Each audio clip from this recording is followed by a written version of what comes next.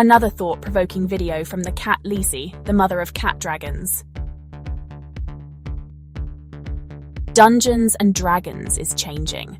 It's no longer just about slaying dragons and hoarding gold, as well as looking good in your +5 plate mail armor if etherealness. Players are being pushed towards deeper stories. They are being encouraged to create characters that reflect the real world in all its complexity. This includes characters with disabilities, which some argue disrupts the fantasy, and it's becoming more common at tables everywhere. But is this just a passing trend? Perhaps Wizards of the Coast will come out with a new hardbound book on disabled characters, or a new feature that allows everyone in your group to play a disabled character. Or is it a fundamental shift in how we view D&D? The game is about shared storytelling. It's about stepping into someone else's shoes, even if those shoes are different from your own. Some players feel that disabled characters aren't just playable. They're being forced into the narrative. This shift is controversial.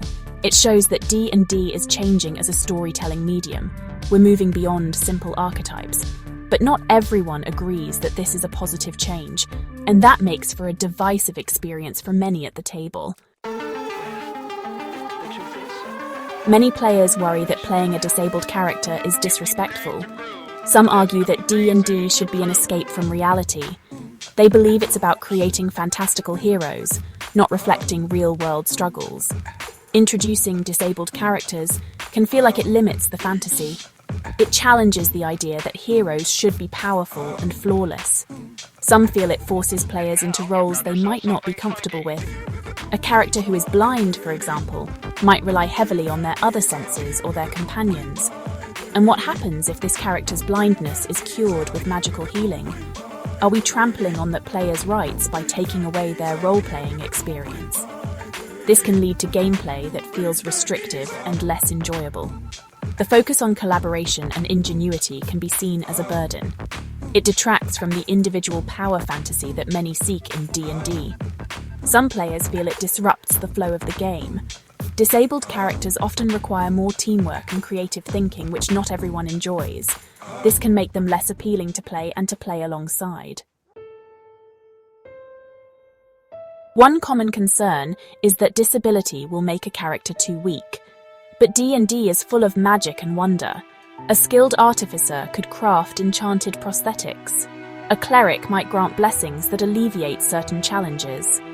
These magical solutions often feel like they erase the disability rather than embracing it.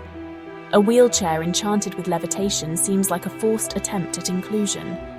It feels out of place in the world they inhabit. These adaptations can sometimes overshadow the character's story. They might detract from the resilience and ingenuity of the character, and they can make it seem like the character's contributions are only possible through magical means, rather than their own abilities. The trend of playing disabled adventurers in D&D is seen by some as unnecessary. Critics argue it disrupts the escapism that fantasy games offer. They feel it imposes real-world issues onto a fantasy setting. This can limit the freedom and creativity of storytelling. Some believe it forces players into narratives they may not be comfortable with.